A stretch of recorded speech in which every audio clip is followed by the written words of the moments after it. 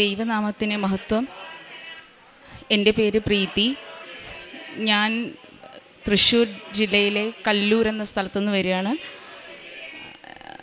ഞാനൊരു central government school ടീച്ചറാണ്. ഞാനിവിടെ കൃപാസനത്തെക്കുറിച്ച് അറിയുന്നത് തന്നെ യൂട്യൂബിൽ നിന്നാണ്. യൂട്യൂബിൽ ഒരു ദിവസം എനിക്ക് ഭയങ്കര കാലുവേദനയായിരുന്നു. ആ സമയത്ത് ഇങ്ങനെ വൈകിട്ട് ഇങ്ങനെ വിഷമിച്ച് കിടക്കുന്ന സമയത്ത് ഞാനിങ്ങനെ യൂട്യൂബ് റീൽസ് കാണുന്നതിൻ്റെ ഇടയിൽ കൂടെ ഞാൻ ഒരു കൃപാസനത്തിൻ്റെ ഒരു സാക്ഷ്യം കയറി വന്നു. അതിൽ ഒരു സ്ത്രീ ഇവിടെ നിന്നിട്ട് ഉപ്പിട്ട് പ്രാർത്ഥിച്ചപ്പോൾ വെള്ളമില്ലാത്ത കുഴൽക്കിണറിൽ വെള്ളം കണ്ടു എന്നൊക്കെ ഉള്ളൊരു സാക്ഷിയാണ് ഞാൻ കേട്ടത്. അപ്പോൾ എനിക്ക് കുറച്ച് ഇൻട്രസ്റ്റിംഗ് ആയിട്ട് തോന്നിയപ്പോൾ ഞാൻ കുറച്ചുകൂടെ അതിനെക്കുറിച്ച് സെർച്ച് ചെയ്തു. അങ്ങനെ ഞാൻ തോന്നി, ഇത് ഇത്ര ദൂരമാണ്, എനിക്കിനി വരാനൊന്നും പറ്റില്ല, കാരണം ഞാൻ നാട്ടിലില്ല, അപ്പോൾ എന്നെക്കൊണ്ട് സാധ്യമല്ല എന്നാണ് ഞാൻ കരുതിയത്. അങ്ങനെ ഒരു ദിവസം എനിക്ക് ഈ വഴിക്ക് എൻ്റെ സിസ്റ്ററിൻ്റെ വീടുണ്ട് തൊടുപുഴ, അങ്ങോട്ട് പോകുന്ന വഴിക്ക് ഞാൻ ഈ പള്ളി കണ്ടു. അപ്പോൾ ഇപ്പോഴും എനിക്ക് മനസ്സിലായില്ല. അപ്പോൾ ഞാൻ വെച്ചു ഈ ചിത്രം ഞാൻ എവിടെയോ കണ്ടിട്ടുണ്ട് എന്നാണ് എനിക്ക് ഓർമ്മ വന്നത്. അപ്പോഴും എനിക്ക് ഇത് കൃപാസനം ഞാൻ യൂട്യൂബിൽ കണ്ട അതേ സ്ഥലമാണെന്നൊന്നും എനിക്ക് അറിയണ്ടായിരുന്നില്ല. അങ്ങനെ തിരിച്ചു വരുന്ന വഴിക്ക് ഞാനിവിടെ കയറി. അപ്പോൾ ഇവിടെ കയറി വന്നപ്പോൾ ഇവർ പറഞ്ഞു ഉടമ്പടിയുടെ സമയമാണ്, ലാസ്റ്റ് ഉടമ്പടി ഇപ്പോൾ നടക്കുകയാണ്, താല്പര്യമുണ്ടെങ്കിൽ കയറിക്കൊള്ളാൻ പറഞ്ഞു. പക്ഷേ എനിക്ക് ഉടമ്പടി എന്താണെന്നൊന്നും അറിയണ്ടായിരുന്നില്ല. അങ്ങനെ ഞാൻ ഉടമ്പടി എടുക്കാതെ ഇവിടെ വന്ന് പ്രാർത്ഥിച്ച് തിരിച്ചു പോവുകയാണ് ചെയ്തത്. പിന്നീട് ഒരു വർഷത്തിന് ശേഷം വീണ്ടും അടുത്ത ലീവിന് വന്നപ്പോഴാണ് എനിക്ക് കൃപാസനത്തിൽ വരാനുള്ള വീണ്ടും ഞാൻ വന്നത്. ആ സമയത്ത് അതിന് വരുന്നതിന് മുന്നേ തന്നെ എന്താണ് ഉടമ്പടി എന്ന് കൂടുതൽ സാക്ഷ്യങ്ങൾ വഴിയും പിന്നീട് ഇവിടെയുള്ള വെബ്സൈറ്റ്, കൃപാസനത്തിൻ്റെ വെബ്സൈറ്റ് നോക്കിയൊക്കെ ഞാൻ നോക്കി വെച്ചു. അങ്ങനെയാണ് ഞാൻ ഇതിനെക്കുറിച്ച് കൂടുതൽ അറിയുന്നത് തന്നെ. പിന്നീട് ഞാൻ ഇവിടെ വന്ന് ഉടമ്പടി എടുത്തു. എൻ്റെ ഉടമ്പടിയിലുള്ള എൻ്റെ ആദ്യത്തെ നിയോഗം എന്ന് പറയണത്, എനിക്ക് നാട്ടിലേക്കൊരു ട്രാൻസ്ഫർ വേണം. ഞാൻ കുറേ വർഷങ്ങളായിട്ട് തന്നെ, ഏകദേശം 17 വർഷത്തോളമായിട്ട് ഞാൻ അന്യനാടുകളിൽ, അതായത് കേരളത്തിന് പുറത്ത് തമിഴ്നാട് വരെ വന്ന് വർക്ക് ചെയ്തിട്ടും എനിക്ക് കേരളത്തിലേക്ക് ഇതുവരെ ട്രാൻസ്ഫർ കിട്ടിയിട്ടുണ്ടായിരുന്നില്ല. അപ്പം ഞാൻ ഒത്തിരി വിഷമിച്ചിരിക്കുകയായിരുന്നു. കാരണം ഞാനും മക്കളും ഒറ്റയ്ക്കാണ് അന്യനാട്ടിൽ. ഇവർക്ക് എന്തെങ്കിലും ഒരു അസുഖം വന്നു കഴിഞ്ഞാൽ ഞാൻ കഷ്ടപ്പെടുകയാണ്, ഓടുകയാണ് കിടന്നിട്ട്. എനിക്ക് സ്കൂളിലത്തെ കാര്യങ്ങൾ, അതുപോലെ തന്നെ മക്കളുടെ കാര്യങ്ങളെല്ലാം കൂടി ഞാൻ ഒറ്റയ്ക്ക് ഹാൻഡിൽ ചെയ്യണം. ഹസ്ബൻഡിന് വരാൻ പറ്റുന്നൊരവസ്ഥയായിരുന്നില്ല, കാരണം ഹസ്ബൻഡ് അച്ഛനും അമ്മയും വയ്യാതിരിക്കുന്നവരാണ്. അപ്പോൾ അങ്ങനെ വരാൻ പറ്റാത്ത അവസ്ഥയിലാണ് ഞാൻ ഇവിടെ വന്ന് ഉടമ്പടി എടുത്ത് എനിക്ക് ട്രാൻസ്ഫർ വേണം എന്നുള്ള രീതിയിൽ ഞാൻ പ്രാർത്ഥിച്ചത്. ആ ഉടമ്പടിയിൽ എൻ്റെ ആദ്യത്തെയും ഏറ്റവും പ്രധാനമായിട്ടുള്ള നിയോഗവും എനിക്ക് ട്രാൻസ്ഫർ വേണം തന്നെയായിരുന്നു. അങ്ങനെ പിന്നത്തെ വർഷം ഒഴിവില്ലാതിരുന്നിട്ട് കൂടിയും എൻ്റെ ഹസ്ബൻഡിൻ്റെ വീടിൻ്റെ അടുത്തുള്ള സ്കൂളിൽ തന്നെ എനിക്ക് മാതാവ് ട്രാൻസ്ഫർ തന്ന് എന്നെ അനുഗ്രഹിച്ചു. എനിക്കതിൽ ഒത്തിരി സന്തോഷമുണ്ട്. കാരണം ഒരിക്കലും ഒരു ട്രാൻസ്ഫർ, അവിടെ ഒരു വേക്കൻസി ഇല്ല. ആ വേക്കൻസി ഇല്ലാഞ്ഞിട്ട് കൂടി എനിക്ക് അവിടേക്ക് എനിക്ക് ട്രാൻസ്ഫർ തന്നു. അവിടെ ഉണ്ടായിരുന്നൊരു ടീച്ചറിനെ അതായത് ട്രിവാൻഡ്രത്തേക്ക്, ശരിക്കും അവർ ട്രാൻസ്ഫർ ഇല്ലെങ്കിൽ ഞാൻ വന്നു കഴിഞ്ഞാൽ ആ ടീച്ചറിനെ പുറത്തേക്ക് വിടണം, അങ്ങനെയാണ് നിയമം. പക്ഷേ ആ ടീച്ചറിനെ അവിടെ തന്നെ നിർത്തി. ഒരു മാസത്തിന് ശേഷം ട്രിവാൻഡ്രത്തുള്ള വേറൊരു സ്കൂളിലത്തെ സാറ് റിട്ടയർ ആവുമെന്നുള്ള പ്രതീക്ഷയിൽ തന്നെ ആ ഡേറ്റിന് വേണ്ടിയിട്ട് അവരെ ഇവിടെ നിർത്തി. പിന്നീട് അവർക്ക് അവിടെ പോസ്റ്റിംഗ് കൊടുക്കുകയാണ് ചെയ്തത്. അപ്പോൾ അത്രയും അത്ഭുതകരമായ രീതിയിൽ തന്നെ എനിക്ക് ഈ ട്രാൻസ്ഫർ കിട്ടി. കുറേ വർഷങ്ങൾക്ക് ശേഷമാണ് ഞാൻ നാട്ടിലെത്തിയത്. ഇപ്പോഴും എനിക്കത് അത്ര വിശ്വസിക്കാൻ പറ്റുന്നില്ല. ഇത് കേരളമാണ്, ഞാൻ കാണുന്ന ചുറ്റും മലയാളം തന്നെയാണ്. ഓരോ ബോർഡ് കാണുമ്പോഴും ഞാൻ അത്രയും അത്ഭുതത്തോടെയാണ് നോക്കുന്നത്. കാരണം വർഷങ്ങളായിട്ട് നമ്മൾ അന്യനാട്ടിൽ കിടക്കുമ്പോഴൊരു വിഷമം എന്ന് പറഞ്ഞു കഴിഞ്ഞാൽ ആരും സഹായത്തിനില്ലാതെ, എത്രയൊക്കെ പൈസ ഉണ്ടെങ്കിലും എന്തൊക്കെ ഉണ്ടെങ്കിലും നമുക്ക് നമ്മുടെ ആളുകളുടെ കൂടെ താമസിക്കുക, നമ്മുടെ വീട്ടുകാരുടെ കൂടെ താമസിക്കുക പറഞ്ഞത് സംതിങ് നമുക്ക് ശരിക്കൊരു ബ്ലെസ്സിങ് തന്നെയാണ്. അപ്പോൾ ഞാനിപ്പോൾ ആ ഒരു ബ്ലെസ്സിങ് എനിക്ക് കിട്ടിയിരിക്കുന്നത് ഇവിടെ വന്നതിന് ശേഷമാണ്. അപ്പോൾ അതിന് മാതാവിനോട് ഒത്തിരി നന്ദി പറയുന്നു. രണ്ടാമത്തെ നിയോഗം ഞാൻ വെച്ചിട്ടുണ്ടായിരുന്നത് എൻ്റെ മകന് വേണ്ടിയാണ്. അവൻ പഠിക്കാൻ ഒരല്പം മോശം തന്നെയായിരുന്നു. എന്നുവെച്ചാൽ മാർക്കൊന്നും അത്ര നന്നായിട്ടൊന്നും കിട്ടിയിട്ടുണ്ട്, പാസ്സാകും, ജസ്റ്റ് പാസ്, മാത്സൊക്കെ നല്ല വീക്കാണ്. അപ്പോൾ അങ്ങനെയൊക്കെ ആയിരുന്നു. CBSE അപ്പോൾ 10th എക്സാം, ബോർഡ് എക്സാമിൻ്റെ സമയത്ത് ഞാൻ ഇവിടെ വന്നു, അച്ഛൻ്റെ അനുഗ്രഹമൊക്കെ വാങ്ങി. പിന്നെ എക്സാമിന് പോകുമ്പോൾ മകന് ഉപ്പും ഇവിടെ ഉടമ്പടി തൈലമൊക്കെ കൊടുത്തയക്കും. പിന്നെ കാശ് രൂപമൊക്കെ വെച്ചിട്ടാണ് അവൻ പ്രാർത്ഥിക്കാറ്. ഞങ്ങൾ അങ്ങനെ ഇവൻ ഓരോ എക്സാമിനും ഉപ്പിട്ട് പ്രാർത്ഥിച്ച് വിശ്വാസ പ്രമാണം ചൊല്ലി പ്രാർത്ഥിച്ചിട്ടാണ് പരീക്ഷ എഴുതിയത്. അങ്ങനെ മകന് 10th CBSE ബോർഡ് എക്സാമിൽ 93%, 92.8% മാർക്ക് നൽകി അവനെ മാതാവ് അനുഗ്രഹിച്ചു. അതും അവനെ സംബന്ധിച്ചും എന്നെ സംബന്ധിച്ചും വലിയൊരു വിജയം തന്നെയാണ്. കാരണം ഒരിക്കലും 60% എബവ് പോവാത്തൊരു കുട്ടിയാണ് ഇന്ന് 92.8% നിൽക്കുന്നത്. അപ്പോൾ സംതിങ് ഗ്രേറ്റ് ആണ്. അതും എനിക്ക് ഒത്തിരി എനിക്ക് ഉറപ്പാണ്, 100% ഉറപ്പാണ് അതെനിക്ക് പോസിബിൾ ആയത് ഞാൻ ഇവിടെ വന്നതുകൊണ്ട് മാത്രം.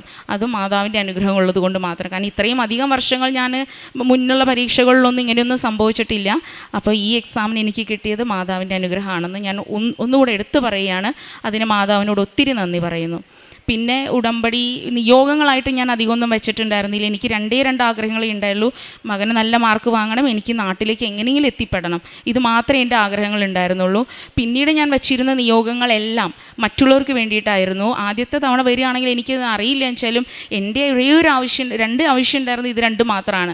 പിന്നീടുള്ളതൊക്കെ ഞാൻ മറ്റുള്ളവർക്ക് വേണ്ടിയാണ് വെച്ചിട്ടുണ്ടായിരുന്നത്. എൻ്റെ കൂടെയുള്ള ഫ്രണ്ടിന് വേണ്ടിയിട്ട് ഞാൻ വെച്ചിട്ടുണ്ടായിരുന്നു.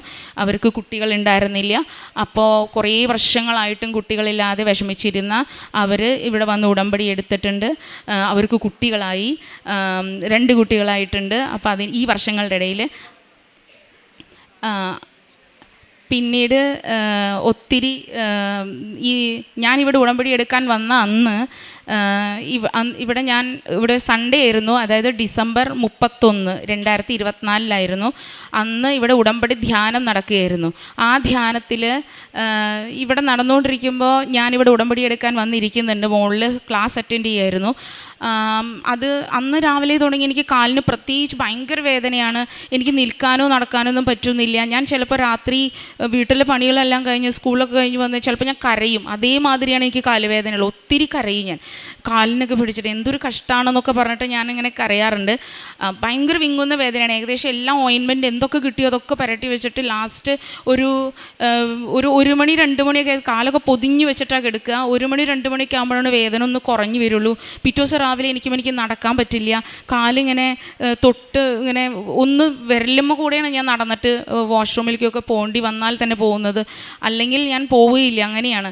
അത്രയും എനിക്ക് കാലുവേദന. കുറേ നേരം കാലുമ്മ നിന്ന് ഒരു വിരലുമ്മ നിന്ന് പിന്നെ പതുക്കെ ചവിട്ടി അങ്ങനെ ഉറപ്പിച്ചാണ് വേദന കുറച്ച് കുറയുമ്പോൾ ഞാൻ നടക്കുന്നുണ്ടായിരുന്നു തന്നെ. അങ്ങനെ ഇരുന്ന് അന്ന് ഇവിടെ ഉടമ്പടി ധ്യാനം നടന്നുകൊണ്ടിരിക്കുമ്പോൾ പ്രത്യേകിച്ച് ഭയങ്കര വേദനയായിരുന്നു. ആ ആഴ്ചയിലെ ചൊവ്വാഴ്ചയിലെ ഉടമ്പടി ധ്യാനം ഞാൻ യൂട്യൂബിൽ കൂടിയപ്പോൾ അന്ന് അച്ഛൻ പറഞ്ഞു, ഇവിടെ ഒരാളിങ്ങനെ കാല് ഇങ്ങനെ പൊത്തി പിടിച്ചിരിക്കുക, കൈകൊണ്ട് പൊതിഞ്ഞ് പിടിച്ചിരിക്കുന്ന പോലെയാണ് കാണിക്കുന്നത്. ആ ആളെ ഈശോ തഴുകിക്കൊണ്ടിരിക്കുന്നു എന്ന്. അത് ഞാൻ ഉറപ്പിച്ച് വിശ്വസിക്കുകയാണ് അത് ഞാൻ തന്നെയാണെന്ന്. കാരണം അതിനുശേഷം ആ ഒരു സൺഡേ എനിക്ക് വേദന വന്നതാണ് ലാസ്റ്റ്. പിന്നീട് എനിക്ക് ഇതുവരയ്ക്കും കാലിന് ഇപ്പോൾ 2026 ഇന്ന് ജൂലൈ 11 എന്നിട്ട് പോലും എനിക്കൊരു ഇതുവരയ്ക്കും കാലിനൊരു വേദന വന്നിട്ടില്ല. അത് മാതാവ് എനിക്ക് ഉടമ്പടി എടുത്തതിൻ്റെ ഭാഗമായിട്ട് ഞാൻ വന്നതിന് അതിൻ്റെ ഒരു അനുഗ്രഹം ആദ്യത്തെ ദിവസം തന്നെ എൻ്റെ ഏറ്റവും വലിയ അനുഗ്രഹമായിട്ട് ഞാൻ കരുതുന്നു. അടുത്തത് എനിക്ക് ഉടമ്പടി തൈലം വഴി ഒത്തിരി രോഗസൗഖ്യങ്ങൾ കിട്ടിയിട്ടുണ്ട്. പിന്നീട് എനിക്കുള്ളത് കഴുത്ത് വേദനയാണ്. ഞാൻ ഒരിക്കൽ വാഷ്റൂമിൽ മറിഞ്ഞു വീണിരുന്നു, വഴുക്കി വീഴുകയാണ് ചെയ്തത്. അങ്ങനെ എനിക്ക് ഈ കഴുത്തിൽ എൻ്റെ ഒരു നെർവ് ഡിസ്കിൻ്റെ ഇടയിൽ കുടുങ്ങിപ്പോയിട്ട് എന്നും നീർക്കെട്ടാണ്. ബാക്കിൽ കൂടെ നീര് വന്ന് ഭയങ്കരമായിട്ട് വേദന. പിന്നെ കുറേ കഴിയുമ്പോൾ നീർക്കെട്ട് ഇറങ്ങി ബാക്ക് പെയിനായി മാറും. ഇവിടെ വന്നിട്ട് നടുക്കിൽ വന്നിട്ട് ഭയങ്കര വേദനയായിരിക്കും. ഇപ്പോൾ എനിക്ക് അങ്ങനെയുള്ള വേദനകളൊന്നുമില്ല. എല്ലാം മാതാവ് എനിക്ക് മാറ്റി തന്നിരിക്കുന്നു. സർജറിയാണ് ഡോക്ടർമാർ പറഞ്ഞിരുന്നത്. അത് ഇപ്പോൾ വേണ്ട, പതുക്കെ ചെയ്യാം എന്നാണ് അവർ പറഞ്ഞിട്ടുണ്ടായിരുന്നത്. അത്രയും ബുദ്ധിമുട്ട് വരുന്ന സമയത്ത് നമുക്കത് സർജറി ചെയ്യാം, അത് ഇത്തിരി റിസ്ക് ഉള്ളതാണ്, അതുകൊണ്ട് ചെയ്യേണ്ട ആവശ്യം ഇപ്പോൾ ചെയ്യേണ്ട, ഇങ്ങനെ പോട്ടെ എന്ന് പറഞ്ഞു. അത്യാവശ്യത്തിന് പെയിൻ കില്ലേഴ്സൊക്കെ എഴുതി തന്നിട്ടുണ്ട്. പക്ഷേ ഇതൊന്നും ചെയ്യാതെ തന്നെ എനിക്ക് മാതാവ് അതെല്ലാം മാറ്റി തന്നിട്ടുണ്ട്. അപ്പോൾ ഇത്രയും അനുഗ്രഹങ്ങൾ തന്ന മാതാവിന് ഒത്തിരി നന്ദി പറയുന്നു, ഈശോയ്ക്കും. പിന്നെ എൻ്റെ ആത്മീയ ജീവിതം എന്ന് പറഞ്ഞു കഴിഞ്ഞാൽ ശരിക്കും ഞാൻ ഒരു നല്ല മനുഷ്യനായത് തന്നെ എങ്ങനെ മറ്റുള്ളവരെ സഹായിക്കണം അതിൻ്റെ പൂർണ്ണമായ അർത്ഥം മനസ്സിലാക്കിയത് ഉടമ്പടി എത്തിയതിന് ശേഷമാണ്. അതായത് അതിന് മുന്നേ ഞാൻ ആരെങ്കിലും കാണുമ്പോൾ ചിലപ്പോൾ തോന്നിയാൽ എന്തെങ്കിലും ഒരു ഒരു 5 രൂപ അല്ലെങ്കിൽ 10 രൂപ ഇത്രയൊക്കെ കൊടുത്ത് സഹായിക്കാൻ തോന്നിയാൽ മാത്രം, അല്ലെങ്കിൽ ഞാൻ അങ്ങനെ ചെയ്യാറൊന്നും ഉണ്ടായിരുന്നില്ല. ഇന്ന് അങ്ങനെയല്ല, കഷ്ടപ്പെടുന്ന ഓരോരുത്തരെയും മുന്നിൽ കണ്ടാൽ എനിക്കത് മനസ്സിലാവും. ഞാൻ അവരെ എന്തെങ്കിലും രീതിയിൽ ഞാൻ സഹായിക്കാൻ ശ്രമിക്കാറുണ്ട്. ഒത്തിരി കാരുണ്യ പ്രവർത്തികൾ ചെയ്യാൻ ചെയ്യുന്നുണ്ട്. എന്നാൽ അത് പോരാ എന്ന് എനിക്കറിയാം. ഞാനിങ്ങനെ കീറ്റോ, യൂണിസെഫ് അങ്ങനെ വഴി എമൗണ്ട് ഡൊണേറ്റ് ചെയ്യുന്നുണ്ട്. എല്ലാ മാസവും ഇത്ര എമൗണ്ട് വീതം ഞാൻ ഡൊണേറ്റ് ചെയ്യും. അതുപോലെ തന്നെ ഒരു ഓൾഡ് ഏജ് ഹോമുണ്ട്. ഞാൻ വർക്ക് ചെയ്തിട്ടുണ്ടായിരുന്നത് 17 വർഷമായിട്ട് ഓൾ ഇന്ത്യയിൽ വർക്ക് ചെയ്തിട്ടുണ്ടെന്ന് വെച്ചാലും അതിലും കുറച്ച് കൂടുതൽ വർഷം നിന്നത് ഏകദേശം 4-4.5 വർഷത്തോളം ഞാൻ നിന്നത് ഒഡീഷയിലാണ്. അപ്പോൾ അതിന് മുന്നേ ബീഹാർ ആയിരുന്നു, പിന്നെ ഛത്തീസ്ഗഡ് ആയിരുന്നു, പിന്നെ മധ്യപ്രദേശിലായിരുന്നു, തമിഴ്നാട്ടിൽ വർക്ക് ചെയ്തിട്ടുണ്ട്. ഇങ്ങനെ കുറേ സ്ഥലങ്ങളിൽ വർക്ക് ചെയ്തതിൽ കുറച്ച് കൂടുതൽ കാലങ്ങൾ നിന്നത് ഒഡീഷയിലാണ്. ആ ഒഡീഷയിലൊരു ഓൾഡ് ഏജ് ഹോമിൽ ഞാൻ സ്ഥിരമായിട്ട് ഞാൻ ഒരു മാസം ഇത്ര രൂപ എന്നുള്ള രീതിയിൽ ഞാൻ അവരെ സപ്പോർട്ട് ചെയ്യുന്നത്. കാരണം ഗവൺമെൻറ് കൊടുക്കുന്ന ഒരു പൈസ അവർക്ക് മരുന്നിനോ ഭക്ഷണത്തിനോ തികയില്ല. അപ്പോൾ ഒരു കൃത്യമായൊരു ഫണ്ട് ഞാൻ അവർക്ക് വേണ്ടി എല്ലാ മാസവും ഇന്നും ഇപ്പോൾ ഇവിടെ വന്നിട്ടായാലും ഞാനത് ചെയ്യുന്നുണ്ട് മുടക്കാതെ. അതുകൂടാതെ SOS ചിൽഡ്രൻ വില്ലേജ് എന്നുള്ള ഒരു പദ്ധതിയുണ്ട് ഗവൺമെൻറ്. അതിലേക്കും ഞാൻ കുറച്ച് എല്ലാ മാസവും ഞാൻ പൈസ ഡൊണേറ്റ് ചെയ്യും, എന്നെക്കൊണ്ട് പറ്റാവുന്നത്. ഇതുകൂടാതെ ബാക്കി എന്തെങ്കിലും രോഗി സന്ദർശനം, അടുത്ത ആരെങ്കിലുമൊക്കെ വയ്യാതായിട്ടുണ്ടെങ്കിലോ നമ്മുടെ റിലേറ്റീവ് ആവണമെന്നില്ല, ആരായാലും അവരെയൊക്കെ ഞാൻ ചെന്ന് കണ്ട് അവർക്ക് വേണ്ടിയിട്ടൊക്കെ സഹായങ്ങൾ ചെയ്തു കൊടുക്കും. പിന്നീട് ഞാൻ കാരുണ്യ പ്രവൃത്തി പറഞ്ഞ ഇതൊക്കെയാണ്. പ്രേക്ഷിത പ്രവർത്തനം എന്ന് പറഞ്ഞാൽ ഇവിടെ നിന്ന് കിട്ടുന്ന പത്രം ഞാൻ എല്ലാവർക്കും, അതായത് കൂടുതൽ ആവശ്യമുള്ളവർക്ക് മാത്രം, അതായത് കൂടുതലും ഞാൻ കൊടുക്കുന്നത് ഗവൺമെൻറ് ഹോസ്പിറ്റലുകളിലാണ്. പത്രം കിട്ടിക്കഴിഞ്ഞാൽ അങ്ങനെ എല്ലാം ഒരുമിച്ച് കൊടുത്ത് തീർക്കുക എന്നുള്ള പരിപാടിയൊന്നുമില്ല. ഞാൻ കുറച്ച് ആവശ്യത്തിന് 5 10 അങ്ങനെ വെച്ചിട്ട് ആരാണോ ഒരു ദിവസം അത്രയേ കൊടുക്കുള്ളൂ. അതിൽ കൂടുതലൊന്നും കൊടുത്ത് ഒരുമിച്ച് തീർക്കില്ല.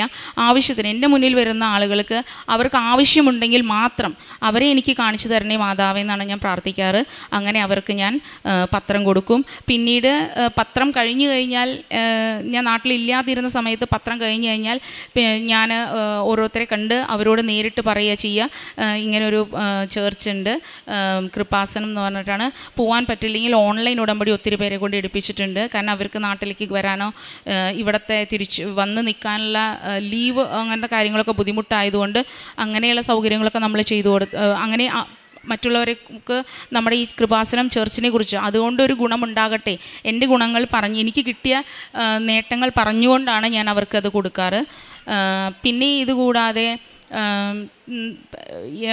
എൻ്റെ ഒത്തിരി പേരെ ഞാൻ ഉടമ്പടി എടുക്കാൻ ഞാൻ ഇങ്ങോട്ട് കൊണ്ടുവന്നിട്ടുണ്ട്. എപ്പോൾ ഞാൻ നാട്ടിൽ വരുന്നോ അവരെ എൻ്റെ കൂടെ ആരെങ്കിലുമൊക്കെ ഉടമ്പടി എടുക്കാനുണ്ടായിരിക്കും.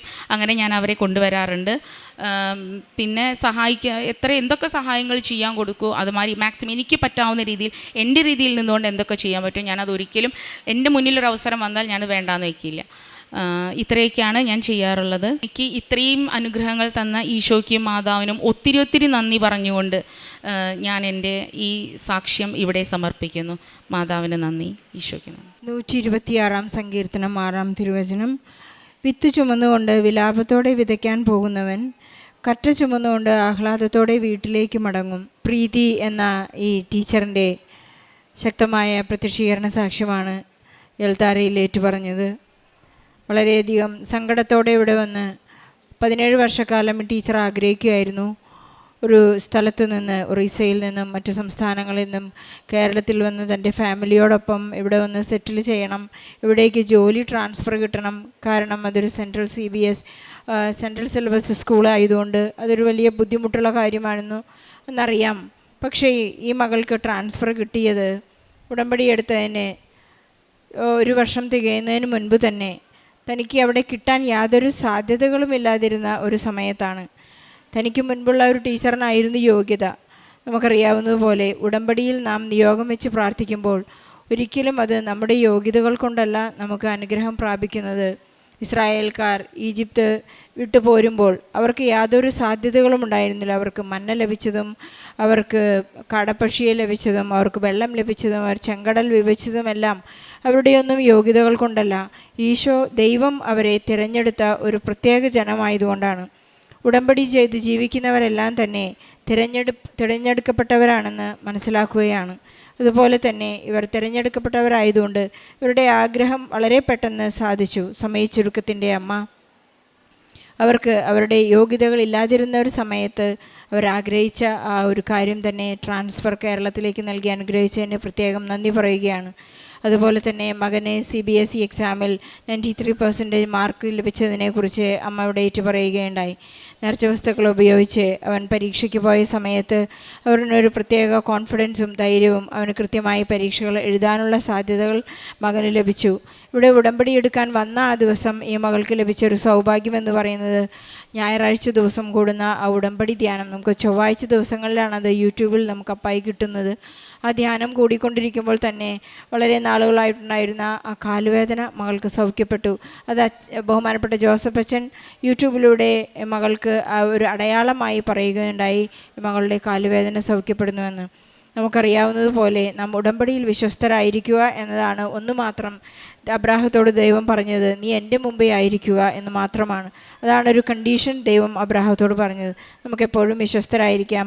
ബഹുമാനപ്പെട്ട ജോസഫ് അച്ഛൻ ഒരു പ്രാർത്ഥന നമ്മെ ഏറ്റുചൊല്ലാനായി പ്രേരിപ്പിക്കാറുണ്ട്. കർത്താവായി ദൈവമേ, ഉടമ്പടി ബന്ധത്തിൻ്റെ ഭാഗമായി അങ്ങയെ വിട്ടുപോകാതിരിക്കാനുള്ള ദൈവസ്നേഹത്തിൻ്റെ അടയാളമായി സ്ഥിരീകരിക്കണമേ എന്ന്. ആ ഒരു സ്ഥിരീകരണമാണ് എപ്പോഴും ഈ ഉടമ്പടി പ്രാർത്ഥനയിൽ, ഉടമ്പടി ജീവിതത്തിൽ നടന്നുകൊണ്ടിരിക്കുന്നത്.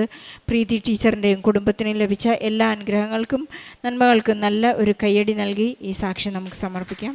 അത്യപൂർവ ദൈവാനുഭവങ്ങൾ ഇനി നിങ്ങൾക്കും സ്വന്തം. ഈ യൂട്യൂബ് ചാനൽ ഇതുവരെ സബ്സ്ക്രൈബ് ചെയ്തിട്ടില്ലെങ്കിൽ ഇപ്പോൾ തന്നെ സബ്സ്ക്രൈബ് ചെയ്യുക. ഈ വീഡിയോ ഇപ്പോൾ തന്നെ നിങ്ങളുടെ സുഹൃത്തുക്കൾക്ക് ഷെയർ ചെയ്തുകൊണ്ട് കർത്താവിൻ്റെ പ്രേക്ഷിതരാകുക.